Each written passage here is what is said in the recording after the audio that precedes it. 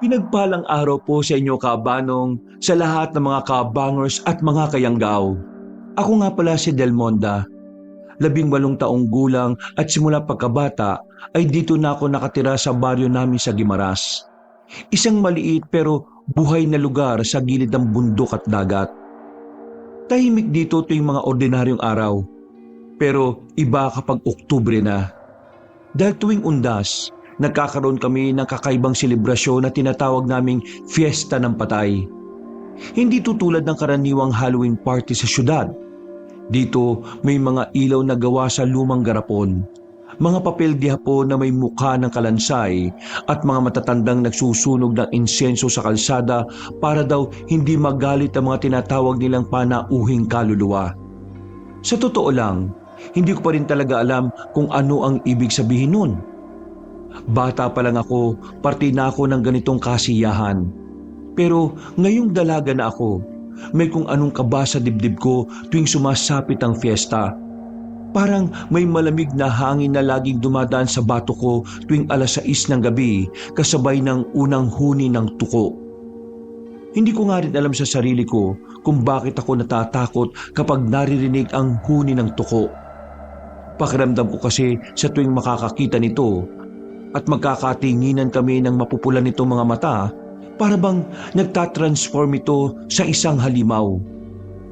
Ganun po kalawak ang imahinasyon ko sa katatakutan kabanong. Kaya kung minsan pinagkakamalan din akong praning ng mga kakilala ko rito sa amin.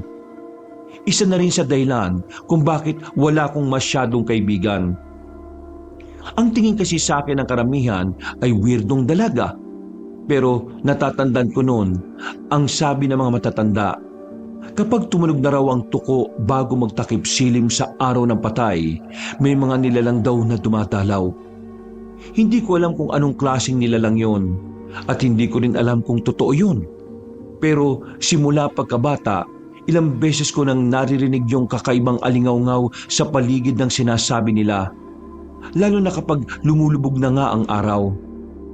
October 31 at mag-6 na ng gabi, kasalukuyan akong nagluluto ng para sa hapunan nang dumating si Edmond, ang 10 taong gulang kong pamangkin. Dumungaw siya bigla sa bintanang nasa kanan ko. Kaya sa gulat ay kamuntikan ko na siyang mabato ng sandok. Tumawa lang siya kaya pagpasok sa pinto sa likod ng bahay ay sinamaan ko siya ng tingin. Sorry na ata, inibiro lang naman po kita eh. Che, huwag kang nga magugulat ng mga nagluluto. Paano nila pala kung itong niluluto kong ulam yung naihagis ko sa'yo? At hindi itong sandok? Sorry na nga po. Saan ka ba galing ha? Ang po sa labas, tumingin-tingin lang po ako ng mga dekorasyon. Ganun ba? Baka naman, nagsasasama ka na naman dun sa akin na Anjo, Jello at saka Brian ha? Hindi po ta, ang kasama ko lang po si Makmak. Mabuti pa. Ayaw kong sumasama ka sa mga bully na yan ha. Mas okay na rin kay Makmak dahil mabait na bata yon. Kapag nalaman kong sumasama ka sa mga malulokong bata, isusumbong talaga kita kay Ate Mona. Wag mo naman po akong isumbong kay Mama. Saka na, kapag nalaman ko na namang nagsasasama ka na naman doon sa mga batang bully.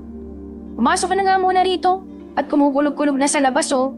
Mukhang nakapasok na ng Pilipinas yung bagyo ah. Kaya nga po ta, tuloy po ba tayo bukas? Kasi po, napadaan ako doon kay Ate Nore. May trick or treat daw sabi niya. Depende. Kapag lumakas ang ulan bukas, hindi tayo tutuloy. Pero kung okay naman, di sige, sasamahan kita. Thank you ta. Pero huwag tayo magpapagabi ha. Alam mo naman, may mga hayop na lumalabas kapag gabi ng fiesta ng patay. Matagal na yung kwento-kwento rito. Ganun din naman po yung sinabi niyo sa akin last year eh. Ay nako, manuwala ka sa akin Edmond. Bata pa lang ako, yan na yung kwento rito. Ikaw, last year ka lang naman na malagi dito eh. Kaya wag mong baliwalayin yung mabangis na hayop tuwing fiesta ng patay. O yung aswang. Mabangis na hayop? Aswang? Basta, makinig ka sa sinasabi ko. Hindi, isusumbong talaga kita sa mama mo. Sige na nga po. Habang pinagmamasdan ko si Edmond, halata ko sa mukha niya ang pagkatakot. Okay na rin yun para sa akin dahil at least alam kong nakikinig siya sa mga sinasabi ko. Nagpaalam na muna siya saglit dahil may nakalimutan siyang isauli kay Makmak. Pagkatango ay pinagmasdan ko lang siya habang tumatakbo palabas ng bahay. Madilim na sa labas at nagsimula nang sumindi ang mga ilaw sa poste. Kaya saglit akong pumunta sa sala at nagsindi ng kandila sa altar.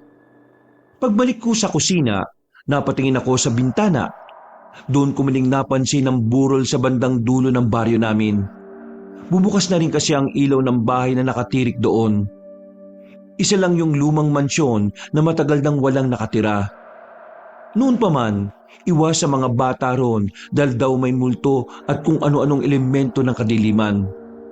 Pero nitong nakalipas na buwan ay may mga bagong salta na raw na tumira doon. Isang misteryosong lalaki na nagngangalang Sandro. Sabi ni Aling Nora ay mabait daw yung Sandro, pero kakaiba. Lagi lang lumalabas tuwing gabi na parang ayaw maarawan. Madalas din daw lumabas na walang damit, kaya sinasabi nilang maganda ang hubog ng katawan at mukha talagang artistahin. Pero kapag ngumiti ay parang malamig at may pagkasuplado. Natatawa na lang ako sa mga chismis, Kabanong, pero sa totoo lang ay na-curious din ako. Hindi ko pa kasi talaga nakikita yung Sandro na yun. Isinara ko na ang bintana dahil muling kumulog at sinundan pa ng kidlat. Nakita ko rin ang medyo may kalakasang hangin na humawi sa mga puno sa bakuran namin. Napatingin ako sa makulimlim na kalangitan. Ang madilim na ulap ay unti-unting tinakpan ng bilog na buwan. Bigla ko namang narinig ang huni ng tuko, dahilan para ako ay kilabutan. Pagpatay ko ng kalan, eksakto na nakita kong pabalik na ang pamangkin ko. Saka rin biglang bumuhos ang mahinang ulan kaya sabay naming isinara ang mga bintana at pinto sa bahay. Mabuti na lang po, hindi ako inabutan ng ulan, ta. Mabuti na lang talaga. Kasi isusumbong talaga kita kay ate kapag nagpaambon-ambon ka na naman. O sige na, magbugas ka na ng kamay mo. Akain na tayo. Opo, sige po, ta. Habang naghuhugas ng kamay sa lababo ang pamangkin ko, inayos ko na ang hapagkainan. Dalawa lang kami ngayon sa bahay dahil nasa ibang bansa si Ate Mona, ang nanay ni Edmond na panganay kong kapatid. Ang mga kuya ko naman ay nasa Maynila na nakatira at may kanya-kanya na rin mga pamilya. Si Nanay Minda at Tatay Leomond ay 2 taon na rin patay. Kaya kami na lang talaga ng pamangkin ko ang magkasama sa buhay. Namatay ang nanay ko dahil sa sakit at 3 buwan lang ang nakakalipas, sumunod ang tatay matapos atakihin naman sa puso. Maraming nagsasabi na dahil din daw sa lungkot ng pagkamatay ni nanay, kaya pinili na lang din ng aking ama ang hindi na lumaban pa. Malungkot man, pero masaya na rin kami para sa mga magulang namin dahil alam naming magkasama na sila ngayon sa langit. Kapag naman may mga kailangan kami ni Edmond sa bahay na hindi namin kayang gawin, palaging tumutulong sa amin si Kuya Ian, ang pinsan naming buo na kaedad ni Ate Mona. Sanay na kami sa ganitong setup sa bahay, kahit minsan nakakaramdam din ako ng kalungkutan. Palagi na lang ako nagdarasal at tumiling sa Diyos na gabayan nawa kami ng nanay at tatay namin. Makalipas ang ilang minuto, pagkatapos naming magapunan ay naggugas na nga ng mga pinagkainan si Edmond. Ako naman ay nag-check na ng gate at mga bintana pati pinto kung nakasara na ng maayos. Nang matapos na, ay pareho kaming nagtungo sa tapat ng altar para magdasal. Nakaugalian na kasi ito ng aming pamilya mula nung nabubuhay pa ang nanay at tatay ko. At nang masiguro na naming okay na ang lahat, pagkatapos ng panalangin ay natulog na kami. Nagising ako ng madaling araw dahil sa kakaibang kalampag sa bubong namin. Paglabas ng kwarto ay sumilip ako sa katabing silid, sa tinutulugan ni Edmond. Nakauwang lang ang pinto dahil pinagbabawalan siyang magkandado. Ito kasi ang bili ni Ate Mona. Maya-maya pa ay nagtungo ako sa kusina at umungaw sa bintana. Dito ko napansin na naulan at medyo mahangin. Naku, nandito na yata talaga yung bagyo sa Pinas. Kasi medyo ramdam na ito sa lugar namin eh. Kaya rin pala parang kumakalampag sa bubong. Mahangin na pala at maulan. Baka yung buko yan sa likod. Kapag tumila na ang ulan, ipapatanggal ko na nga yan kay Kuya Ian. Habang nananatiling nakatingin sa labas, napabaling ulit ang atensyon ko sa lumang bahay sa tuktok ng burol. Hindi ako sigurado kung guni-guni ko lang o namamalikmata lang ako. Pero may nakita kong parang malaking ibon na lumilipad papunta roon. Kinusot-kusot ko pa ang mga mata ko para makasigurado, pero bigla na lang ding yung nawala. Ay, inaantok pa talaga ako. Makabalik na nga sa pagtulog. Sana lang mawala na to mamayang umaga. Mawawala ng kasiyahan yung mga bata kung magkataon na magtuloy-tuloy itong bagyo na ito. Bumalik na ako sa kwarto at muling natulog. Kinabukasan ay maganda ang sikat ng araw kaya tuwang-tuwa ang mga kabataan dahil naghihintay na sila sa kasiyahan mamaya sa fiesta ng patay. Ang totoo niyan ay maaga kong nagising sa tunog ng mga banda. May iilang kabataan pa nga na nagpapaputok na akala mo ay bagong taon. Maaga pa lang ay buhay na ang aming baryo dahil sa parada. Hindi nila alintana ang mabasang daan gawa ng pag-ulan ng gabi. May mga nakabihis na kagad na iba't ibang klase ng costume. May mistulang duwende, kalansay, aswang at kung ano-ano pa. Nakita ko nga po si Kuya Ian na dumaan sa tapat ng bahay kaya kinawayan ko siya. Lumapit kagad ang pinsan ko at nag-usap kami sa tapat ng pintuan ng bahay. Odel, gising na ba si Edmond? Hindi ko lang sure Kuya Ian eh. Nagising lang din ako dahil sa ingay. Parang bongga yata ngayon ang pista ng patay ah. At may paparada pa sila ng ganito kaaga. Oo. Pinagandaan talaga to nila Kapitan at ng iba pa. Para naman memorable at maging kakaibang pista ng patay sa atin. Sabagay, may point din naman. Gisingin mo na kaya yung pamangkin mo. Kuya! Kanina pa po ako gising. Okay lang po ba tayong costume ko? Hindi kami kagad nakaimik ni Kuya Ian. Napatingin lang kami kay Edmond habang nagpipigil sa pagtawa. Sa totoo lang kasi talaga ay hindi ko alam kung ano ang itsura ng pamangkin ko. Bakit po nakatulala lang kayo, ta? Ito Ian.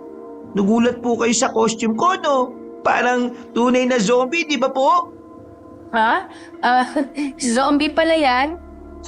Opo, ta. Ako lang po gumawa nito. Doon po namin ginawa sa bahay ni Makmak. Aba, congrats ha! Artistic ka ha? Zombie pala yan, pamangkin. Ang akala ko taong grasa yung costume mo. Aray! Ano ba? Bakit mo naman ako kinukurot, Del? Uy naman, wag mo naman soplain yung pagiging artistic ng bata. Sabi ko nga pero mukha naman kasi talagang taong grasa. Uy sabi ngayaan mo na eh. Okay lang naman po, di ba, tita? Ha? Oo Edmond, maganda at ang galing mo nga eh. Sige na, at makisama ka na sa nagpaparada. Opo, salamat ta. Sa'yo rin, Tito Ian. Huwag ka masyadong lalayo ha. Saka yung sinabi ko sa'yo, huwag ka magsasasama ron sa mga bully. Opo ta, si Makmak lang naman po ang kasama ko eh. Umiwas-hiwas kayo sa mga bully ha, hanggat maaari. Hinayaan ko na muna ang pamangkin ko na tumakbo palabas ng bahay para makiisa sa parada. Nagpatuloy ang pag-uusap namin ni Kuya Ian hanggang sa may napansin akong gwapo at matipunong lalaki na naglalakad sa kabilang gilid, kung saan walang masyadong tao. Nagtama ang mga mata naming dalawa at sa hindi malamang kadahilanan ay bigla na lang akong nangilabot. Feel na feel ko po kabanong ang kakaibang lamig na dumaloy sa buong katawan ko. Hanggang sa biglang ngumiti sa akin ang hindi pamilyar na lalaki. Kahit medyo nabiwirduhan at kinakabahan, ay gumanti ako ng ngiti. Hi. Hello. Sino ka? Ako nga pala si Sandro. Sandro? Ikaw ba yung nakatira dun sa... Oo, ako nga yun. Yung bahay dun sa tuktok ng Borol? Ikaw pala yung sinasabi nilang bagong salta rito sa amin. Ah, oo. Tumitingin-tingin lang din ako sa nagpaparada eh. Pero pauwi na ako. Nice to meet you, Sandro. Ako pala si Delmonda. Pero Del na lang ang itawag mo sa akin. Yun ang palayaw ko eh. At saka, nasasagwan din ako kapag buong pangalan ang tinatawag sa akin. Ah, nice to meet you, Monda. Ha? Bakit naman Monda? Para kakaiba. At matandaan mong ako lang ang tumatawag sa iyo ng ganun. Aaminin ko po kabanong dahil sa sinabi niyang yon ay tila nakaramdam ako ng kakaibang kilig. Saka ko lang din na-appreciate ang kagwapuhan niya. Parang bigla siyang nagningning sa paningin ko. Artistahin pala talaga si Sandro. Nang mag-shake hands kami ay muli kong naramdaman ang kakaibang kilabot. Pero this time, alam ko na ang dahilan. Yung tipong kinikilig ako sa kanya. Pero syempre, hindi ako nagpahalata dahil nakakayari naman kung makikita niyang crush ko na kagad siya. Kahit first time pa lang kaming nagkita. Ayaw ko pa man tanggalin ang kamay ko sa kanya pero hinawi na to ni Kuya Ian. Pagkalaon ay siningkitan niya ako ng tingin. Paglingon naman niya kay Sandro, kitang-kita ko kung papaano niya yon samaan ng tingin. Pare, kalmahan mo lang ah. Kamayan lang, walang halong pagpisil sa kamay ng pinsan ko. Uy, kuya naman. Kilala ko mga katulad mong lalaki. Kaya wag mo nang iisa ng pinsan ko sa harap ko ah. Nagkakaintindihan ba tayo pare? Kung may angal ka, daanin na lang natin to sa palakihan ng katawan eh oh. Ano? Kuya, ano ka ba? Anong ano ka ba? Ha? Alam mo kung anong ganyang galawan, Del. Oo na, Kuya Ian. Sige na. Hayaan mo na muna ako makipag-usap, please. Sandro, pasensya ka na sa pinsan ko ah. Wala yun. Sige, maiwan na kita dyan, Monda. It's really nice to meet you ulit. Sa'yo rin, Sandro. Bye. Saglit mang tumingin si Sandro ng masama kay Kuya Ian bago lumakad palayo. Pagkaalis niya, inismiran ko naman ang tingin ng pinsan ko saka siya pinalo ng mahina sa balikat. Tumawa lang siya na parang nangaasar pa. Bakit po naman ginanon yung tao, kuya? Wala namang ginagawa mo sa mga yun eh. Nagpapakilala lang. Ay nako Del, lalaki rin ako. Kaya alam kong galawan ng mga mapagsamantala sa hindi. Sa itsura pa lang nun eh, halatang manluloko na ng mga babae. Hoy, wag ka masyado magtitiwala ha. Porke gwapo at mukhang artistahin eh, kilig na kilig ka na dyan. Hindi naman siya ganon, kuya. Sus! Kung pangit yun, baka ginawa mo na akong pansalag kagad. Kayo talaga mga kababaihan oh. Huwag mo masamay na sinasabi ko ha, dahil concern lang ako.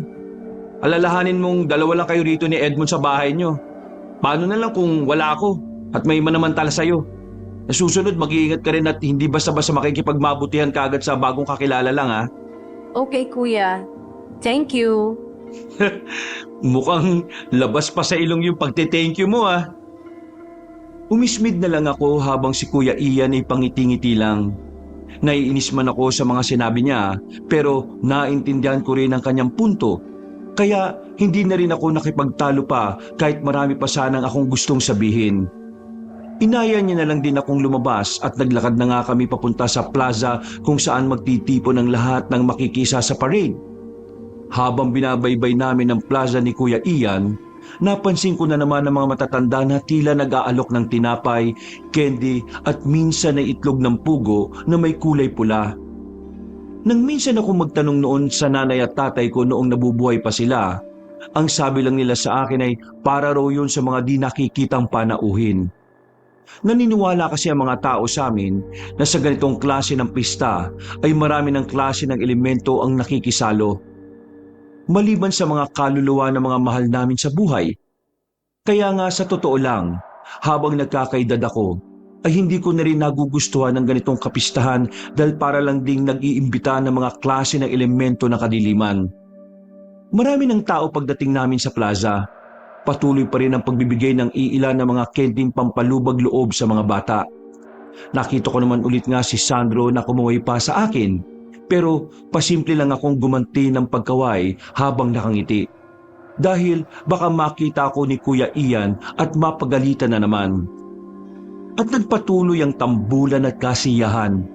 Nagsayawan ng mga nakakosyum na kung ano-anong uri ng halimaw hanggang sa muling mapagawi ang tingin ko sa kinaroroonan ni Sandro. Kitang-kita ko talaga ang pagbabago niya ng anyo. Kaya natigilan ako at tila bumagal din ang pagtakbo ng oras. Para yung nag-focus sa aming dalawa. Pero sa pagkakataong ito ay hindi ko pa yun ikinatuwa, Kabanong. Hindi ko kasi nagustuhan ang nakita ko. Ang nakakatakot na nilalang sa mukha ni Sandro. Bumilis kagad ang tibok ng puso ko hanggang sa mapahawak ko sa dibdib. Ang mga mata niya ay nanlilisik at namumula na parang may lalabas na laser mula roon. Ang mga tenga niya ay tumayo na parang patulis, habang ang mukha niya ay kumulubot na parang kung anong uri ng maligno. Ang mga pangil niya ay nakausli kasama ang dilang mahaba na naglalaway pa. Nangintab din ang buo niyang katawan sa sobrang pagkaitim kaya kinilabutan ako ng husto. Hindi talaga ako nakagalaw sa matinding pagkagulat pero naantala lang yon nang maramdaman ko ang pagtakip ni Kuya Ian. Uy, natulala ka na naman dyan. Kanina pa kita tinatawag din. Po? Ano po yun, kuya? Ayos ka lang ba? Bakit parang namumutla ka? Ha? Ano po kasi, kuya? Tita! Tito Ian! Ang dami ko pong candy oh! Tapos may nagbigay din sa akin ng pera! Oh, wow! Ayos yan ah! Habang nag-uusap si Kuya Ian at Edmond, na-focus naman ang tingin ko kay Sandro. Kumurap-kurap pa ako at nang masigurong normal na ulit ang anyo niya, ay nakahinga na ako ng maluwag. Ay, sabi ko na, buni-buni ko lang at namamalikmata lang ako kanini. Ano ba yan, Del? Uy Del, okay ka lang ba ha? Oo, Kuya Ian, okay lang ako. Mabuti naman kung ganun. Parang namumutla kasi yung mukha mo kanina eh. Pero ngayon okay na ulit. May tinitingnan lang ako kanina. Baka yung lalaking yun na naman ha? Naku, hindi Mabuti naman. Pansinin mo nga itong mga sinasabi ng kapatid mo. Masyado kang parang busy kanina eh. O paano? Mayon ko na muna kayo saglit dyan ha. Sige, Kuya Ian. Tita! Tita! O bakit? Huwag ka nga sumigaw, Edmond. Nakausap po namin ni Makmak yung gwapong lalaki, si Kuya Sandro. Oh, anong sabi niya? Doon daw po sa bahay nila, pwede raw po ron mag-trick or treat mamayang gabi. Sumahan mo po ko ron, ha? Please? Doon sa tuktok ng borol? Opo, sabi kasi sa amin nila Anjo, maganda raw at marami ang mga pinamimigay na candy ron. May chocolate tsaka laruan pa po. Sasama po natin si Makmak. Sige. Sasamahan ko na kayo. Natigil na kami sa pag-uusap dahil biglang bumuhos ang ulan. Dahil din tuloy doon ay natigil ang kasiyahan sa plaza. Wala kasing bubong ang aming plaza kaya nagpulasan na lang kaming lahat na naroon. At dahil sa tila magtatagal pa ang ulan, kaya umuwi na lang muna kami ng kapatid ko. Meron pa rin naman kasing kasiyahan sa gabi kaya naisip kong mamaya na lang kami makikisaya ulit. Huwag lang sanang uulan nung gabing yon. Mabilis ngang lumipas ang oras na tila hindi ko namalayan. Pasado 7:30 ng gabi, pagkatapos namin magapunan ni Edmond at gumawa ng mga dapat gawin sa loob ng bahay, ay lumabas na kami ng bahay. Suot pa nga rin ng pamangking ko ang costume niyang zombie daw, kahit hindi naman talaga mukhang ganun. Nagbahay-bahay na kami kahit nag-aalangan ako dahil tila nagbabadya na naman ang pag-ulan. Para kasing kumikislap-kislap ang kalangitan dahil sa pagkidlat at mahinang pagkulog. Edmond, bilisan na lang natin Kasi baka abutan tayo ng ulan kapag nagtagal tayo sa labas eh. Alalahanin mong may bagyo ngayon na paparating. Okay lang po, ta. Basta po mapuntahan natin yung bahay ni Kuya Sandro. Gumanetso na kaya tayo ron. Malayo-layo kasi yung bahay nun eh. Sige po. Okay, pagkatapos natin doon, uwi na tayo Opo, ta. Sigurado naman akong masusulit yung pagpunta natin ron eh. Kasi may chocolate saka mga laruan pa bukod sa candy. Teka, Akala ko ba sasama si Makmak? Daanan na lang po natin sa kanila. Ganun na nga ang ginawa namin, Kabanong. Nagtuloy-tuloy na kami at hindi na nag-trick or treat sa ibang bahay. Pagdating sa bahay nila Makmak, sinabi nga ng nanay niya na nauna na raw lumabas dahil isinama ni na Anjo, Jello at Brian. Pasimple na lang akong napaismid at hindi sinabi sa nanay ng malusog na bata kung anong klaseng ugaling meron ng mga batang nagsama kay Makmak. Pag-alis namin doon ay rumekta na kagad kami papunta sa bahay na nasa tuktok ng burol. Ta, baka po kung anong gawin nila Anjo, Jello at Brian sa kaibigan ko. Huwag ka mag-alala. Kapag nakita ko yung mga yun, pagkukutungan ko yun at isasama natin ang kaibigan mo. Halika na, magmandani na tayo.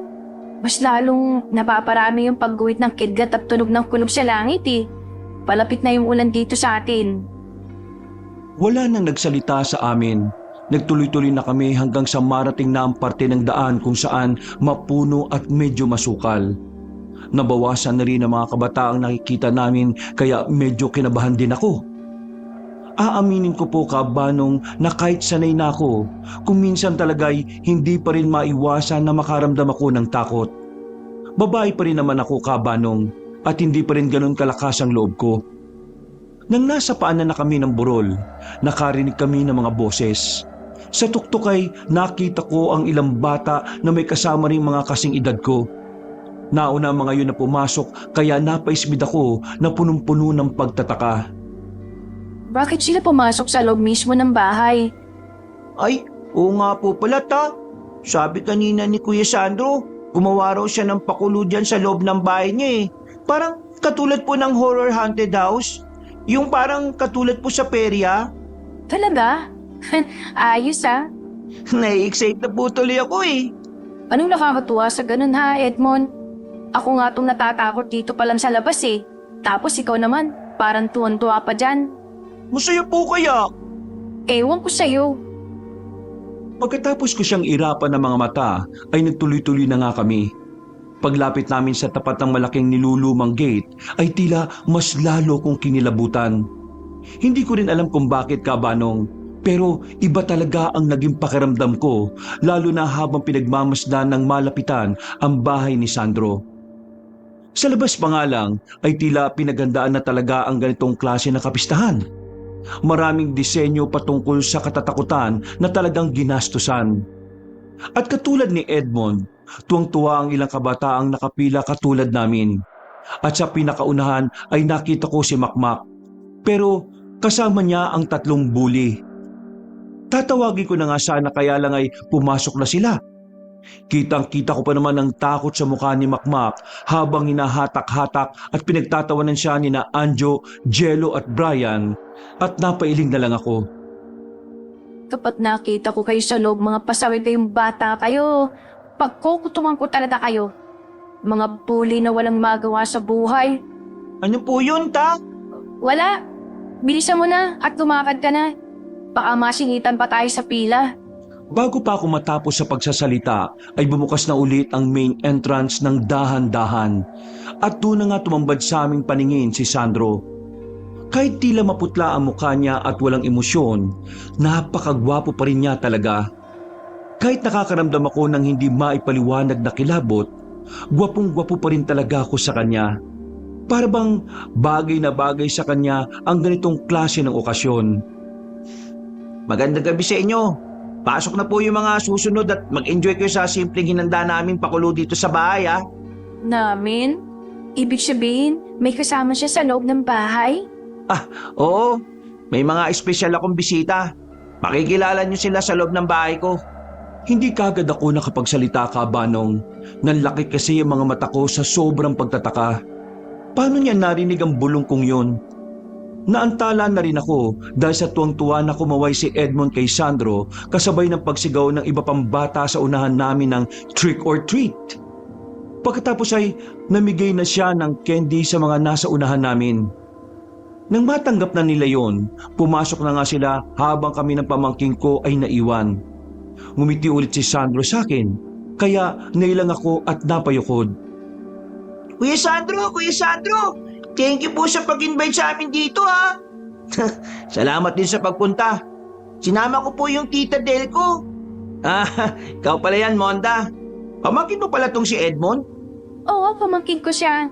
Ha, magandang gabi nga pala. Sinamahan mo lang tong si Edmond. Hindi rin naman kami magtatagal eh. Hindi natin sigurado yan ha. Anong ibig mong sabihin? Pinaghandaan ko talaga ang araw na to. Malalaman mo kapag nakapasok na kayo sa loob.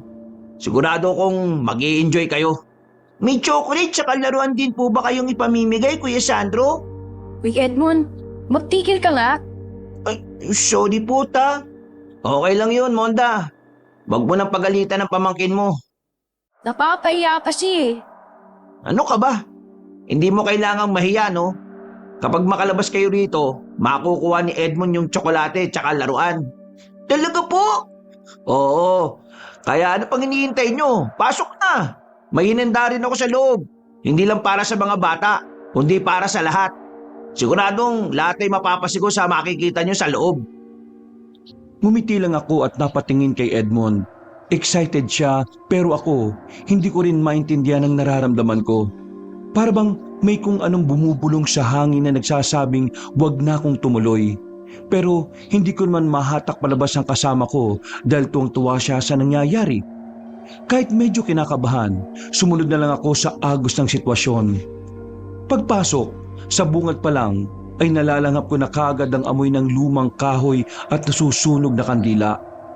Maraming mga palumuti katulad ng bungo ng mga tao, mga itim at pulang kandila, mga lumang litrato ng mga sinaunang tao na kung titingnan mo ay talaga namang nakakatindig ng balahibo. May 5 pang kabataang kasama namin at habang tumatagal ay napapansin kong tila isa-isa silang humihiwalay. Paglingon ko sa likod, matapos sumara ang pinto, ay nawala na rin na parang bula si Sandro. Ay, sandali. Saan napunta yung si... Nakita ko po si Makmak na pumunta rin sa bandang kusina. Kasama niya po sina Anjo, Jello at Brian. Baka po kung ano na naman gawin nila sa kaibigan ko. Sige, pupuntahan natin sila. Imbis na umakyat sa itaas ay nagtuloy-tuloy kami papuntang kusina. Nakita nga namin ang mga batang bully pero nakalayo na ulit sila hanggang maaninag ko na lang napakyat sila sa isang hagdanan. Susundan ko sana pero nakarinig kami ng sigawan sa itaas. Sinundan niyo ng mga kalabugan hanggang sa mawala na lang ang ingay. Napahawak ako sa dibdib dahil parang legit ang hiyawan at kalabugan.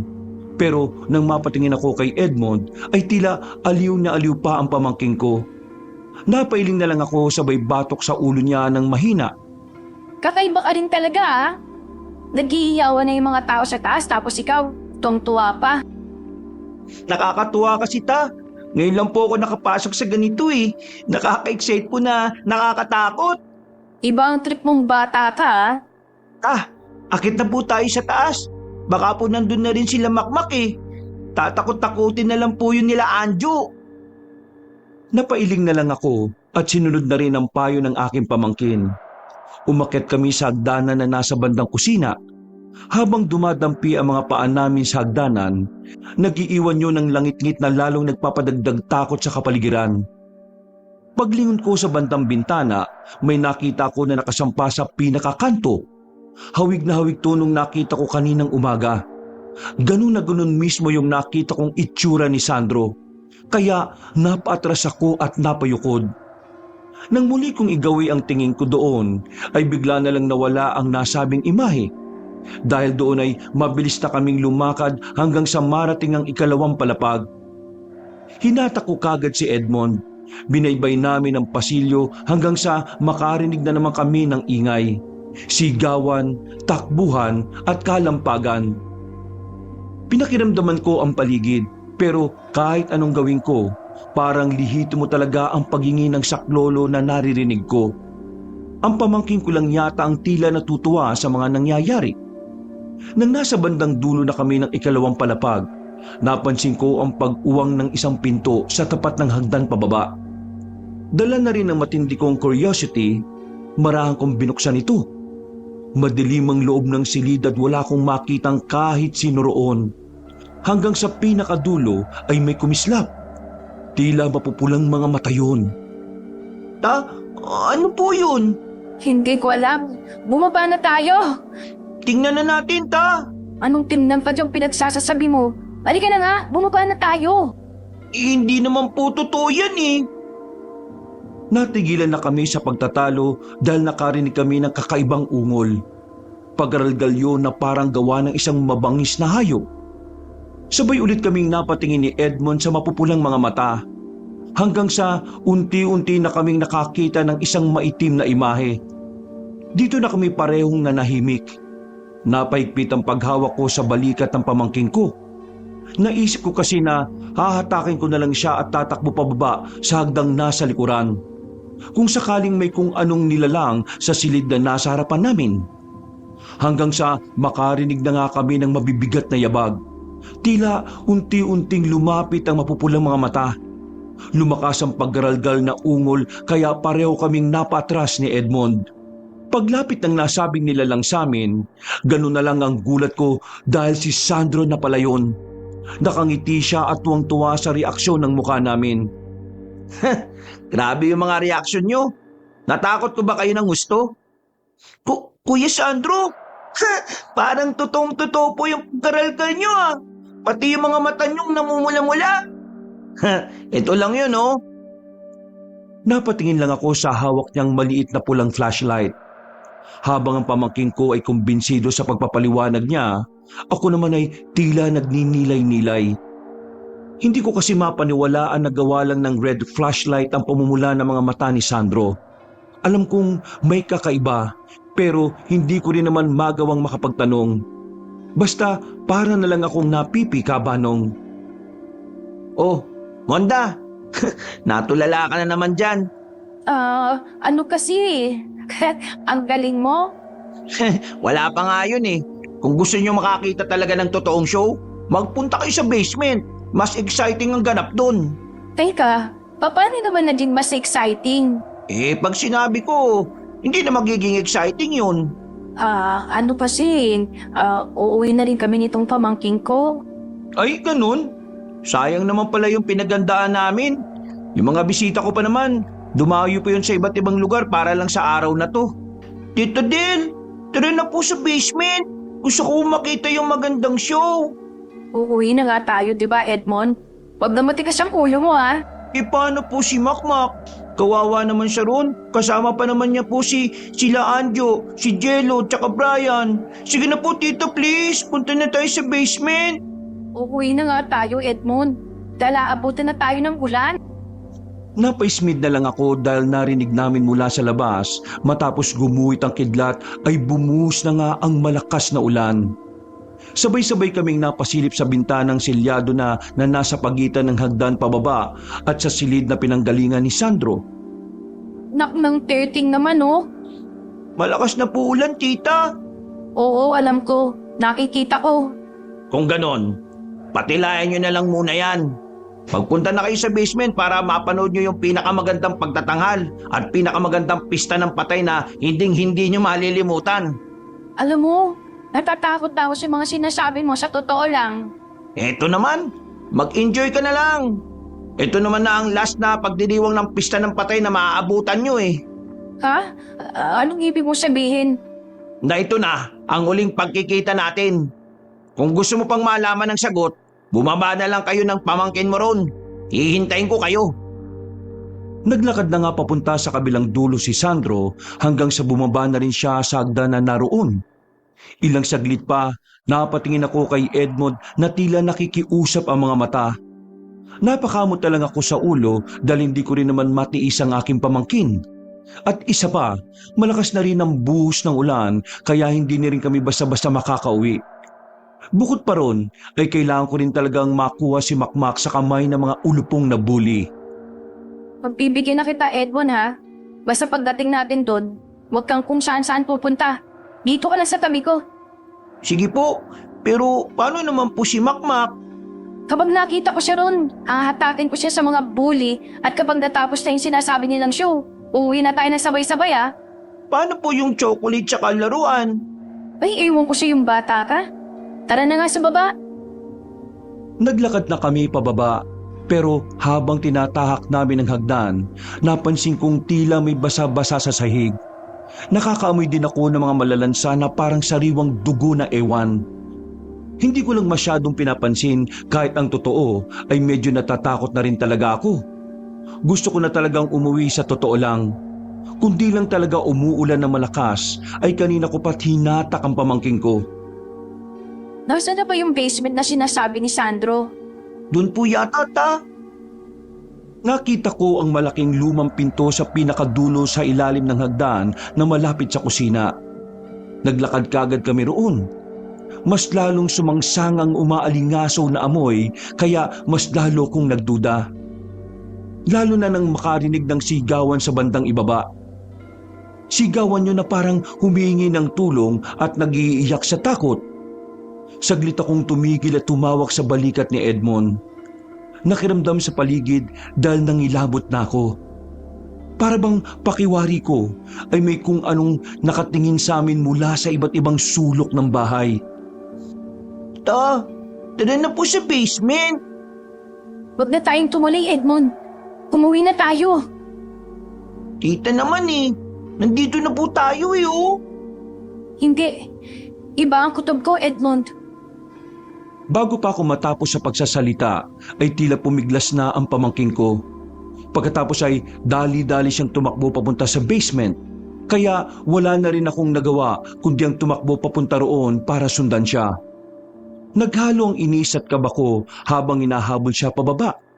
Pagdating sa pinakadulo, nakita ko siyang nakatayo lang sa pinto kaya lumapit ako at tinawakan siya sa balikat. Nang mapatingin ako sa loob, ay ganoon na lang ang pagkagimbal ko sa aking nasaksihan. Hindi ko alam kung anong dapat kong maramdaman ng gabing yun, Kabanong. Naghalo-halong bigla ang takot, pagkasuklam, pagkauyam at matinding pagkabigla. Basta ang pinaka naiintindihan at ang sigurado ako ay hindi maganda ang nangyayari sa harapan namin. Sa sigawan, iyakan, pagmamakaawa at paghingi ng saklolo pa lang ng mga taong nasa basement, ramdam ko ng hindi normal ang nangyayari. Ha? Anong nangyayari dito? Habang iginagala kong tingin ay biglang nanigas ang buo kong katawan. Lalo na nang makita kong kumilos ang isa sa mga nakahigang babae sa mesang parang ginawang altar. Sa palibot niya ay may dalawang nakakatakot na nilalang na hindi ko mawari kung costume pa ba o totoong itsura na ng katatakutan. Ang isa ay kinakagat-kagat siya sa bandang mukha habang ang isa pa ay binubungkal naman ang kanyang tiyan. Kitang-kita ko talaga ang pagbulwak ng dugo at lamang loob ng nasabing babae.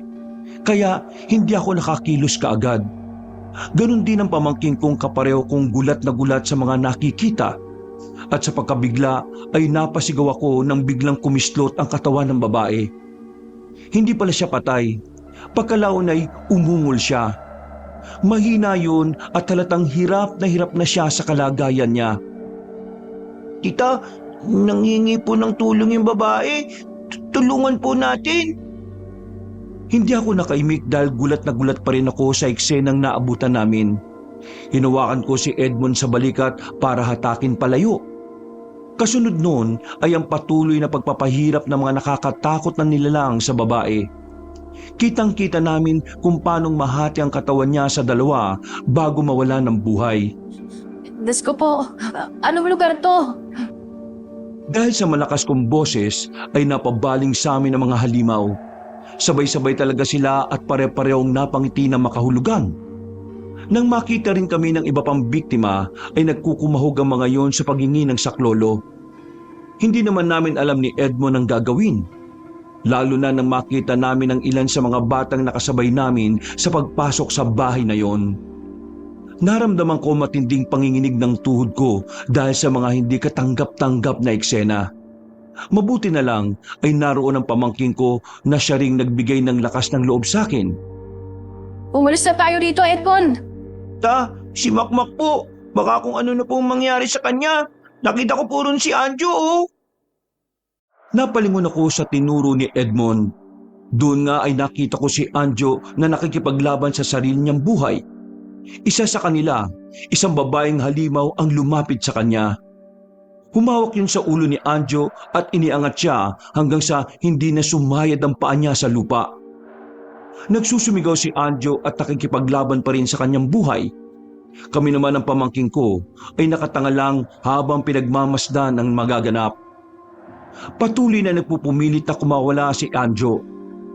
Inabot niya ang kamay ng babaeng halimaw pero hindi niya magawa. Tinawanan lang siya nito hanggang sa pareho silang lumingon sa amin. Umiiyak na humingi ng tulong at nagmamakaawa pero wala namang kaming magawa ni Edmond. Hanggang sa ang isang kamay ng babaeng aswang ay humawak sa leeg ni Anjo. Dahan-dahan yun pero mahigpit ng pahigpit. Kitang-kita namin ang paghihirap ng batang lalaki. Halos lumuwa na ang mga mata niya at mapao sa kakasigaw ng saklolo. Pagkalaon ay narinig ko na lang na tumunog ang leeg ni Anjo. Kasunod ng pagtagas ng dugo sa ilong at bibig nito. Tirik ang mga mata niya na nawala ng buhay. Natutok ko ang bibig ko habang yakap-yakap si Edmond. Sa gitna ng ingay ng katatakutan, inilapit ng babaeng halimaw ang mukha ni Anjo at dinilaan ng dugo nito hanggang sa bigla na lang kagati ng ilong. Tumulo ang dugo sa sahig na parang tubig sa gripo. Hindi ko na kinaya pa ang mga nakikita ko kabanong kaya dali-dali kong hinila si Edmond palayo. Pero nakita ko kung paano sumunod ang dalawang halimaw na kaninang lumalantak sa babaeng nasa mesa kanina. Wala na nga kaming sinayang pa na oras. Mabilis ang pagtakbong ginawa namin pero hindi pa rin kami makapaniwala sa mga nangyayari. Tita, totoo po ba itong nangyayari? Show lang po yun, di ba? Sana nga, Edmond. Show lang ang mga nakikita natin. Pero totoo yun. Totoong totoo. Ano po si Anjo? Patay na po ba siya? Saka na natin isipin yan. Ang importante, makalis tayo sa lugar na to. Masabi sa mga taga-baryo ang mga nangyayari. Nang makakyat na kami at makalabas ng basement, ay sakto naman na nadapa kami pareho. Tumayo kaagad ako kahit alam kong matindi ang panginginig ng aking tuhod. Pagkalaon ay bumaling ako kay Edmond at katulad ko, nanginginig na rin siya ng matindi, dala ng matinding takot. Wala naman kasi sa hinagap namin na ganito ang mangyayari sa pag-aakala naming isang simpleng trick or treat lang. Tita, nanginginig po ng gusto yung tuhod ko. Parang di po ako makakakbang. Natatakot po ako eh. O rin, Edmond. Natatawag din ako. Pero kailangan natin makalis dito. Kung ayaw natin matunan sa nangyari sa mga tao sa basement. Nakita mo naman yun, di ba? Ayaw mo naman na pareho tayong magaya kay Anjo at sa iba pa. Si Makmak po. Ano na pong nangyari sa kanya, tita? Hindi ko alam. Saka na natin isipin yun kapag nakalabas na tayo rito. Kailangan natin masabi sa mga taga-baryo ang mga nangyayari rito. Natatakot ako, tita. Hinata ko na kagad si Edmond dahil naririnig ko na sa baba ang paggaralgal na ungol ng mga aswang. Palapit yun ng palapit, kaya kahit hindi kami okay pareho, emotionally ay wala na rin talaga ako na pagpipilian kundi ang umalis sa lugar na yon. Pero nang palabas na kami sa kusina, ay bigla kong narinig ang boses ni Sandro na tumatawa. Napatingala kami at nakita namin siya sa kisame sa kanto ng kusina na malapit sa pinto. Nakatikit siya roon na parang tuko habang nakatingin sa amin ng nakakaloko. Ang mukha niya ay mukhang tao, pero ang katawan niya ay nakakatakot. Nangingintab sa pagkaitim na parang may mahahabang mga kuko sa parehong mga kamay at paa. Kuya Sandro? Ako nga. Teka, bakit parang naiiyak at natatakot kayo dyan? Saan kayo pupuntang magtiya, ha? Edmond, Monda, hindi pa tapos ang pista. Kaya bakit kayo aalis kagad, ha? Hayaan mo na kami makalis, Sandro. Malakas pa ang ulan sa labas, dahil sa bagyo. Hindi ba kayo nag-i-enjoy sa palabas? Akala ko ba kukunin pa ni Edmond yung chocolate at laruan? May usap naman. Kahit ako na lang, huwag lang pamangkin ko. Hayaan mo na siya makauwi sa amin. Bata pa si Edmond. Naintindihan ko. Pero pasensya na, ha? Hindi na kayo makakalabas sa lugar na ito. Lahat kayo'y kasama sa hapunan sa pista ng patay ng angkan kong mga aswang. Aswang? Oo, Mga aswang kami mula sa malayong probinsya. At ganito na talaga ang gawain ng aking angkan mula noon pa. Pumupunta kami sa mga liblib na baryo o lugar. At doon kami mismong nambibiktima sa tuwing araw ng patay. Kaya magpaalam na kayo magtiya sa isa't isa habang maaga pa. Habang ako pa lang ang nandito. Dahil mamaya, pagdating ng mga kasama ko mula sa basement, siguradong hihilahin nila kayo pabalik doon at isasama sa mga magiging hapunan namin. Pagkarinig namin sa sinabing yun ni Sandro ay pumalaho na ng pag-iyak si Edmond. Niyakap ko siya ng maigpit habang nakatingin sa aswang na bumaba na mula sa kisame at tumayo sa harap ng pintuan ng kusina. Umatras naman kami at lumayo rin sa pinto ng basement. Pasimple kong iginala ang tingin at naghanap ng malulusutan hanggang sa mapatingin ako sa bintana. Katulad nga ng sinabi ni Sandro, malakas na nga ang ulan sa labas. Mahangin na rin na parabang meron na talagang bagyo sa aming lugar. Pero hindi yun na ikinatatakot ko. Mas iniisip ko kabanong kung paano namin matatakasan ng aswang. Hanggang sa lumabas na nga ang dalawang aswang na galing sa basement. Dito ay mas lalong umiyak si Edmond. Niyakap ko siya ng maigpit habang pilit pa rin umiisip ng paraan. Nakita ko ang bintana pero selyado yun. Nang ibaling ko naman ang tingin ko sa pinto papunta sa likod bahay, ay tila nakakandado rin yun. Tita, ano na pong gagawin natin? Sorry, Edmond. Sorry. Hindi ko alam. Tita, ayaw ko pa pong mamatay. Nakakaliw naman kayong tingnan. Talagang mahal na mahal nyo ang isa't isa. Kaya huwag kayong mag-alala dahil sasabihin ko sa mga kamag-anak kong aswang na kapag pinatay nila kayo, dapat makita nyong nahihirapan ng isa't isa. Pumikit na lang ako at niyakap ng maigpit si Edmond habang nagsusumiksik sa isang sulok. Nang malapit na sa amin ang dalawang aswang ay bigla na lang kaming nakarinig ng mga kalabugan. Pagdilat ko ng mga mata ay nakita ko sina Jello, Brian at Makmak. Hindi ko eksakto alam ang eksena nilang tatlo dahil ang naabutan ko na lang ay tila nabundol nila ang dalawang aswang na papalapit sa amin ng pamangking ko. Sinamantala ko ang pagkakataon. Habang nakatumba sila sa sahig ay tumakbo ko papunta sa kabilang pintuan. Hinila ko si Edmond pero hindi kagad siya umalis. Si Makmak, buhay pa siya. Alam ko. Pero na. Bilisan mo. Makmak, bilisan mo. Tumayo ka dyan at sumunod ka sa amin ni Tita Del. Tumayo nga rin kagad si Makmak at sumunod sa amin. Samantalang sina Jello at Brian ay naiwan sa bandang kusina. Napatingin pa ako kay Sandro na tila nakangiti lang at walang ginagawa. Habang ang dalawa pang batang bully ay nakikipaglaban para sa kanilang buhay. Umakyat kami pa itaas at naghanap ng matataguang silid. Marami kasing kwarto roon na hindi namin nabuksan kanina. Maliban sa pinakadulo kung saan namin nakita si Sandro na namumula ang mga mata. Sa bandang kalagitnaan ay tiyempo na may bukas na silid. Pumasok kami roon at kaagad kinandado ang pinto nito.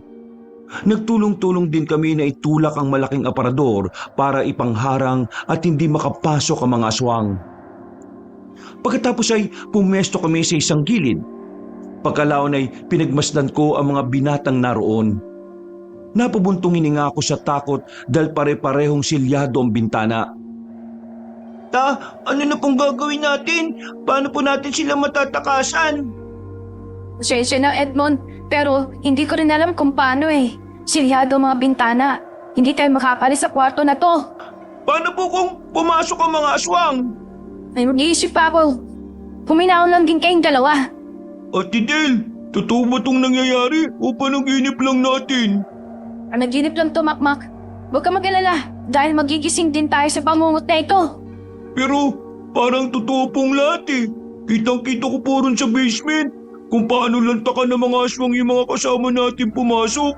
Mabuti na lang po, nakatakas kami ni Jello at Brian. Doon po kami dumaan sa kabilang hagdan Palabas na sana kami pero nakita po namin kayo sa kusina banda. Tapos naisip nila na gawin akong pain para makatakas sila. Hindi po ako pumayag kaya nagtalo-talo kami. Hanggang sa yun na nga po yung nangyari kanina. Diyos ko po, ang mga bully talaga na yun. Deserve nila kung ano ba na mangyayari sa kanila ngayon. Pero tao pa rin po sila, Ate Del. Sensya na kayo, Edmond. Makmak, ganito na lang. Umupo muna kayo sa sulok at sumilip-silip dyan sa bintana. Iisip ako ng paraan kung paano tayo makakalis sa lugar na ito. Huwag kayong gagawa na kahit na anong ingay At kung may makita man tayo na taga-bari sa labas, doon lang kayo humingi ng saklolo. Nakinig naman sa akin ng dalawang bata. Tumayo ko tumindig sa harapan ng kasarang pinto. Nag-iisip-isip ng mga ideya kung anong gagawin. Pero dahil sa mas nangingibabaw pa rin ng takot, kaya wala ding nangyari. Napayak na lang tuloy ako pero hindi ko pinahalata sa mga kasama ko. Ayaw ko kasing makita nila na pinanghihinaan ako ng loob. Naisip ko na sana ay mapasilip sa bahay si Kuya Ian at kapag na-realize niyang wala pa kami sa bahay, siguradong hahanapin niya kami. Ganun na lang kabanong ay pinagdasal ko. Umupo ko sa tabi ni na Edmond at Makmak sa gilid ng bintana. Magkakasama kaming nagdasal hanggang sa lalong lumakas ang buhos ng ulan. Pagsilip namin ay kakaiba na ang bugso ng hangin. Mas lalo pang lumalakas yun habang lumalalim ang gabi. Mas ko po, sumabay pa itong bagyo sa nangyayari sa atin ngayon. Makakalis pa ba tayo dito? Kailangan lang natin manatili sa silid na ito. Sigurado kong may hahanap sa atin at sa mga taong nawawala. Dito sila pupunta at malalaman nilang totoong nangyari. Kaya magpakatatag lang kayo, Edmond, Makmak. Samahan niyo ko at manalangin tayo ulit. Sige po. Kitang-kita pa rin ang takot sa mga mata namin, Kabanong. Nang maghawak-hawak kami ng mga kamay ay kaagad akong pumikit at nanalangin sa Panginoon. Hiniling ko na sana ay maligtas kami sa kung anumang katatakutan na to na nangyayari sa amin ngayon. Habang nananalangin ay mas lalong lumakas ang ulan sa labas. At habang nagtatagal kami sa lugar na yon ay tila mas lumalala rin ang sitwasyon. Napadilat din kami kaagad pare-pareho. Tumingin kami sa bintana at mas lalo nga ring lumakas ang hangin. May bagyo po ba, Ate Del? Hindi ko rin alam Ang narinig ko lang dun sa tindahan may papasok nga raw na bagyo. Hindi ko rin naman alam kung tatama rito sa lugar natin. Pero saka na natin isipin ang bagyo. Dahil kahit makaligtas pa tayo sa sakunan yon, kung mamamatay naman tayo rito, wala ring saysay. Ano na po bang gagawin natin? Maghihintay na lang po ba tayo rito? O nga po, tita. Maghihintay na lang po ba tayo dito? Ang totoo niyan, hindi ko rin talaga alam. Natigil na kami sa pag-uusap dahil nakarinig na kami ng ingay sa labas ng silid. May pag-angil ng aswang at may mga boses din ng tao kaming narinig. Dahil dito ay nag-atrasan kaming tatlo palayo sa pintong may nakaharang na aparador. Tinago ko sina Edmond at Makmak sa aking likuran habang nakikinig sa ingay sa labas ng silid. Ilang saglit pa, pagkatapos ng kalabugan ay biglang may kumalampag sa pinto. Kamuntikan pa ngang matumba ang aparador kaya mas lalo kaming natakot. Sinenyasan ko rin ng dalawang batang kasama ko na huwag gagawa ng kahit na anong ingay. Hanggang sa marinig namin ang boses ni Brian sa labas. Nagkatinginan lang kami ni na Edmond at Makmak habang punong-puno ng pagtataka. Tila kasi may kausap ang nasabing batang bully sa labas ng kwartong kinaroroonan namin. Maya-maya pa, muling may kumalampag sa pinto at sinundan na to ng pamilyar na boses. Del! Edmond! Kung naririnig niyo ako, lumabas kayo! Nandito ako! Tita, si Tito Ian po yun. Boses niya po yun. Oo nga, hinahanap nila tayo. Bilisan nyo. Tulungan nyo kung itulak ulit itong aparador. Dali! Habang pinagtutulungan naming itulak ang aparador, ay sinasabayan na rin namin to ng pagsigaw. Kaya nanatili lang doon sa labas si Kuya Ian at si Brian. Pagbukas ng pinto ay tumambad nga sila sa panangin namin kaya napayakap kaagad ako ng husto. Hindi ko na rin inalintana kung basang-basa si Kuya Ian sa ulan. Kuya, paano nyo kami nahanap dito? Itong mukong niya ito. Hinahanap ko nga rin kayo dahil nga sa may bagyo. Duman ako sa bahay niyo kanina at hindi ko kayo naabutan dun Naalala ko na sinabi ng mga taga ron sa atin na dito nga raw nagpuntahan yung mga karamihan sa bata. Kasama ko yung ibang kalalakihan sa baryo. Naghalugog kami ngayon dito. nung malaman namin mula kay Brian ang nangyayari rito. Salamat naman sa Diyos, Kuya Ian. Pero teka, kung ganun alam niyo ng mga aswang nandito sa bahay na to? Oo, kaya magmadali na kayo. Saka na tayo magtuloy sa usapan kapag ligtas na. Nandun yung ibang kalalakihan sa ibaba at hinahanap yung ibang kaanak nila. Edmond, ayos ka lang ba, ha? Opo. Ikaw, Makmak, ayos ka lang ba? Opo. Ayos lang po ako. Kahit nakakatakot. Salamat na lang din po kay Ate Adele. Dahil hindi niya kami pinabayaan. Salamat po sa pagliligtas sa amin, ha? Mabuti naman kung ganun. Pupunta sana rito yung nanay mo at nag-aalala siya sa'yo ng gusto. Pero sinabi namin na babantayan na lang siya ni Mang Greg at kami nang bahala. Salamat po, Kuya Ian, ha? Saan na tayo magpasalamatan? Tara na, umalis na tayo rito. Inalalayan ko ang dalawang bata pababa. Pagdating namin sa kusina, ay nakita namin ang dalawang babaeng aswang na hahabol sana sa amin. Wala na silang buhay at nakahandusay na lang sa sahig. Ang masaklap ay nakadapa sila sa patay na katawan ni Jello na hindi kaaya-aya ang kinahinatnan. Halos masuka ako sa nakita ko kaya iniwas ko ng tingin sina Edmond at Makmak. Nung ginuntinan na sinapit na Jello. Lumakad na tayo palabas mga bata. Dali! Habang akay-akay ko ang dalawa ay bumaling naman ako ng tingin kay Brian. Sinusundan niya ng tingin ang nakahandusay na bangkay ni Jello at maya-maya ay ngumiti siya at bumulong. Dinig na dinig kong sinabi niya na buti nga sa'yo. Napaismid ako at nakaramdam ng inis. Hindi ko kasi sukat akalain na may mga bata palang ugaling pang demonyo na. Kung wala nga lang kami sa ganung sitwasyon ay siguradong kakastiguin ko na ang batang bully na yun. Nang malapit na kami sa sala ay nasa lubong namin ang magulang ni Jello. Umiiyak ang mga yon nang makita ang kaawa-awang sinapit ng kanilang anak. Balak pa sana naming magtagal sa loob ng bahay pero hindi na rin ako nakatiis dahil sa kakaibang kadiliman na bumabalot. Sumabay pa ang bagyo kaya hindi rin talaga ako nakampante. Nang nasa main entrance na kami, nakarinig kami ng sigawan mula sa kusina. Sabay-sabay kaming napatingin doon. Naaninag ko mula sa kusina ang mga magulang ni Jello na hinahatak ang katawan ng anak nilang nakahandusay sa sahig. Ilang saglit pa ay may mga lumabas na rin galing sa basement kung saan nagtatago ang ilang aswang na kaanak ni Sandro. Narinig din namin ang pag-ungol ng mga aswang na mula roon. Magmadali na tayo! Takbo na palabas! May mga tao pa sa loob, Kuya Ian. Iligtas na muna natin ang mga sarili natin, Del. Si Edmond at Makmak, hawakan mong mabuti. Bilis! Habang tumatakbo kami palabas ng lumang magarang bahay, ay napalingon pa ako.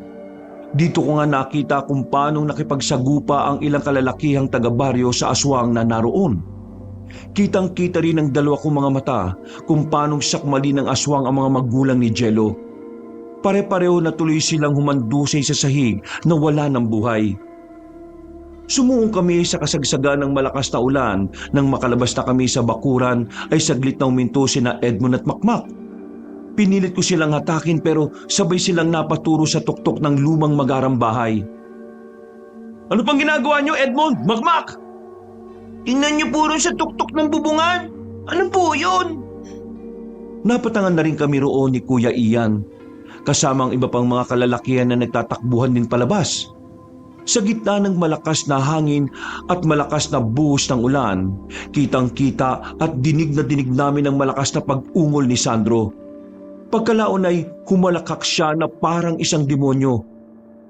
Malakas ito at talagang nakapaninindig ng aming mga balahibo. Damang-dama ko talaga na parang dumoble ang lamig dahil sa ginawa niyang yon.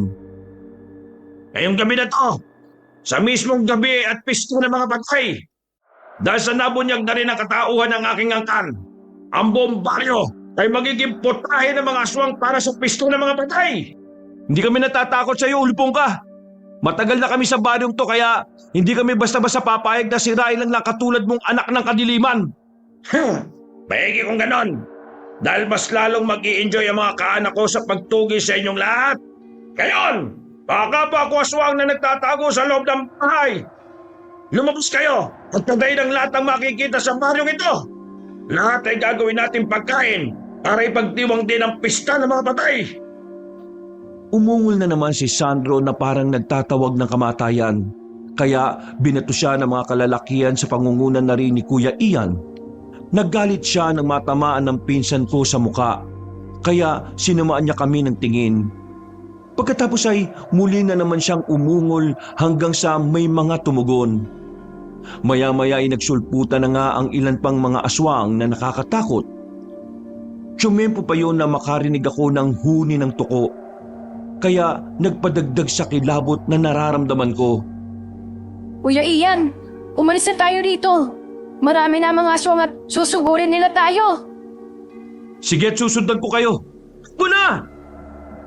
Hinata ko na nga sina Edmond at Makmak. Nang mapasulyap ako saglit doon sa tuktok ng bubong ay wala na si Sandro.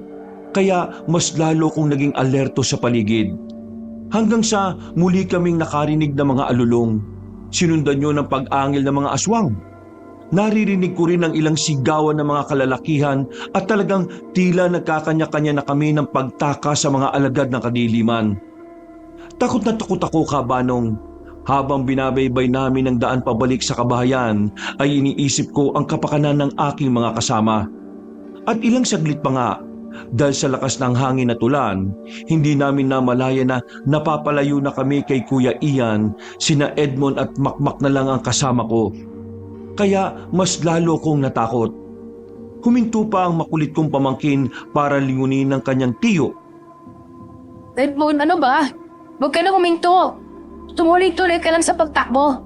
Nakikita mo na nga sitwasyon natin, di ba? Pero si Tito Ian po, tita. Hindi ko na po siya makita eh. Susunod naman sa atin yun eh. Kaya tara na. Eksaktong paghila ko sa kanya ay merong sumulpot na aswang. Kamuntikan pa siyang madagit kaya natakot ako ng husto. Edmond, Makmak, magsita pa kayo. Habang nakadapa ay magkakasunod kaming gumilid sa mga puno. Nawala na naman kasi sa paningin namin ang aswang na yun. Pinilit kong labanan ng takot kaya hinawakan ko ng maigpit ang mga batang kasama ko. Hanggang sa makita namin mula sa hindi kalayuan si Brian. Tumatakbo siya papalapit sa amin. Hindi ko tuloy alam kung ililigtas ko ba siya o hindi. Pero siyempre, sinigawan ko pa rin siya para maging aware na may aswang sa mga puno-punong nasa paligid namin. Pero bago pa siya makakilos, ay nasakmal na siya sa likuran. Kitang-kita namin nina Edmond at Makmak kung paanong tusukin ang kuko ng aswang ang magkabilang tenga ni Brian. Hindi na siya nakapalag. Dumugo na lang ang tenga niya at mata sa bilis ng pangyayari. At nawalan na siya ng buhay. Tumingin pa sa amin ang aswang na yon bago kagatin sa ulo ang kanyang biktima. Sige na, takbo na, bilis. Edmond, Makmak. Kumaripas na kami ng takbo habang abala ang aswang sa paglantak sa walang buhay na katawan ni Brian. Nang nakalampas na kami sa kapunuan sa ibaba ng burol, naganap kagad kami ng bahay na mapupuntahan. Doon ko lang din napagtanto na nagsisimula na palang bumaha. Lagpas bukong-bukong na ang tubig dahil sa lakas ng ulan. Hindi naman ganun binabaha ang lugar namin, pero may pagkakataon talaga kapag tuloy-tuloy ang ulan, tumataas talaga ang tubig na kung minsan ay umaabot talaga sa bubong. Hindi ko pa naman naranasan ng ganun, Kabanong, dahil matagal na panahon na raw nangyari ang ganun, sabi ng mga magulang ko nung nabubuhay pa sila. Yun nga po, pumasok kami sa isang bahay na tiyempong walang tao. Nagtago kami sa ilalim ng isang mesa habang ang paligid sa labas ay tila binabalot ng presensya ng kasamaan. At kahit malakas ang ulan, ay naririnig namin sa labas ang mabibigat na yabag at ingay ng mga tao. Kapareho namin silang tinatakasan din ng kamatayan ngayong araw mismo ng pista ng patay. Bakit hindi na lang po tayo umuwi sa bahay? Hindi po ako mapalagay dito eh. Bukas yung buong bahay, ta. Kaya nga po, Ate Del. Gusto ko na pong umuwi sa amin. Tita, please po. Umuwi na tayo sa atin at doon na magtago. Sigurado pong doon pupunta si Tito Ian. Ang sabi ko, manahimik muna tayo. Manahimik kayong dalawa. Kung gusto niyo matulad kay Anjo, Jeno at Brian, sige, sundin niyo yung mga gusto niyo. Wala, sige at lumabas kayo. magsiuwi kayong dalawa. Sigurado akong paglabas nyo dyan pagpipiyesta na rin kayo ng mga aswang. Bigla kaming natahimik nang ngumuwang ang pinto. Sinyalis namin nila lang na pumasok. Nang mapagawi ang tingin ko sa dakong yon, ay nakakita nga ako ng imahe. Sinenyasan ko ang 2 bata na takpan ng mga bibig at huwag gagawa ng kahit na anong ingay. Nagsimula na ring umalingasaw ang masangsang na sariwang dugo. Sinundan nyo ng pag-aralgal na paghinga ng isang nilalang. Sinyalis talaga na pumasok ang isang aswang. Pero ang mas ikinatatakot ko dahil hindi lang pala isa, kundi 2 ang aswang. Naririnig namin sila na tila nagtatalo kung patuloy na gagalugari ng maliit na bahay. Dito ko lang din nalaman na may uri pala ng aswang na hindi nakakaamoy ng tao kapag maulan. Mas nangingibabaw daw kasi ang amoy ng alimuong kaysa sa sariwang dugo at laman ng tao. Sumilip din sila sa ilalim ng mesang kinaroroonan namin. Pero dahil nasa likod kami ng mga karton, kaya hindi na rin kami napansin pa. Ilang saglit lang ay nakahinga ako ng maluwag nang marinig ko na lumabas na sila. Kaya dahan-dahan kong hinawakan ng kamay ni Edmond at Makmak. Sisilip ako sa labas Kapag wala na ako nakita, saka tayo tatakbo papunta sa bahay ni Makmak. Sigurado kong pupuntahan tayo rin ni Kuya Ian. Paano po kayo nakakasiguro, tita? Matalinong tao si Kuya Ian. Alam kong naiisip niya yung naiisip ko. Kaya mag-ready na kayo. Paglabas namin sa ilalim ng lamesa ay pumunta kagad ako sa pinto. Nang bubuksan ko na yon ay biglang sumulpot ang aswang kanina. Ngumiti-ngiti pa yon sa amin na parang nagsasabi na naisahan niya kami. Doon ko lang napagtanto na naghihintay lang pala talaga sila sa paglabas namin bago kami biktimahin. Sa pagkagulat ko ay isinara ko na kagad ang pinto. Pero hinarang kagad ng isang aswang ang kamay niya. Edmond, Makmak, tulungan niyo ako. Itulak niyo yung pinto, bilis. Pero tita, yung daliri ng aswang, lumalawit po sa pinto. Mas lalo siya makakapasok kapag hindi niyo ko tinulungan. Bilis na, huwag na kayong tumunganga dyan. Ano pong gagawin? Munganga lang kayo. Ganun ang gawin niyo para mamatay tayo dito pare-pareho. Dahil sa sinabi kong yun ay tila natauhan ng 2 bata. Tumulong nga sila sa akin sa pagtulak sa pinto hanggang sa maipit ang isang daliri ng aswang at maputol. Naghihiyaw yun sa galit at ramdam na ramdam ko ang panggigigil nito na lalo kaming mabiktima. Tagumpay naming naisara ang pinto at nakandado pero hindi natapos ang panliligalig ng halimaw. Nadinig namin na umakyat pa sila ng bubungan at pilit na sinisira yon kaya naging alerto kaming 3. Lumupot kayo na kahit anong pwede panlaban. Madali kayo. Tita, natatakot po ko. Papasukin na tayo ng mga aswang. Bulin Edmond, natatakot din ako. Pero kung pangungunahan at pampapalaman lang tayo sa takot, mamamatay lang tayo sa wala. Kaya humanap ka ng pwede mong ipanglaban. Bilisan mo na, kaysa mag-iiyak ka dyan. Ano pong gagawin ko, Ate Del? Ay, Diyos ko, mga bata talaga kayo. Humanap ka rin sa kusina. Samahan mo si Edmond, bilis. Dali-dali nga silang pumunta sa kusina. Ako naman ay nakiramdam sa galaw ng mga aswang sa labas ng bahay. Hanggang sa marinig ko na lang na nagsisigaw na ang 2 sa kusina. Pagpunta ko roon ay nakita ko ang isang aswang na sumisiksik ang ulo sa maliit na bintana sa tapat ng lababo. Dala na rin ng sobrang pagkataranta ko o adrenaline rush, kinuha ko ang isang malaking kawali at ilang beses na pinagpupupukpok sa ulo ang aswang. Hindi ko talaga tinigilan yon hanggang sa magtalsika ng dugo niya sa mukha ko. Napahinto lang ako nang humawak sa magkabila kong kamay sina Edmond at Makmak. Pagtingin ko sa ulo ng aswang ay barag-barag na yon at wala ng buhay. Nabitiwan ko ang kawali at dali-daling umatras hanggang sa sumulpot ang isa pang aswang. Nang makita niyang wala ng buhay ang kasama niya, ay galit na galit niyang kaming hinarap. Pinilit niyang sirain ng isa pang maliit na bintana hanggang sa mabuwal yun. Sa bilis ng pangyayari ay hindi ako nakakilos kaagad. Nang dadambahin na ako ng aswang, ay saka ko na lang nakita sina Edmond at Makmak na biglang kumilos. Alam ko rin na hindi nila ine-expect ang mangyayari, kaya't nagulat na lang kami pare-pareho dahil lumandusay na sa sahig ang 2 aswang. Pagtingin ko sa kanila, ay nabitiwan nila pareho ang hawak ng mga kinakalawang na kutsilyo. Tumama kasi yun sa mismong magkabilang mata ng aswang. Nakapatay ako ng aswang. Ako rin! Nakapatay tayo, Ed, ng aswang! Oo nga. Tiya, may napatay kami. Oo, nakita ko nga. Tara na, umalis na tayo rito. Dali-dali kaming lumabas ng bahay na yon at nagtago pa sa mga halamanan. Sa pagpapatuloy ng malakas na ulan at hangin, maririnig pa rin ang ilang sigaw ng mga tao sa paligid na nakikipaglaban sa kani-kanilang mga buhay. Dito na lang din namin namalayan na abot tuhod na ang tubig. Kaya mas lalo kaming nag-alala sa mga pangyayari. Ta, ngayon ko lang po naranasan yung pagtaas ng tubig na hanggang tuhod. Nangyari na po ba to dati? Ito pa lang din ang naabutan kong pinakamataas. Pero sabi ni tatay at nanay noon, minsan na raw umabot sa bubong ang baha dito sa baryo. Kailangan ko na po talagang makauwi sa amin. Nag-aalala na po ang nanay at tatay ko.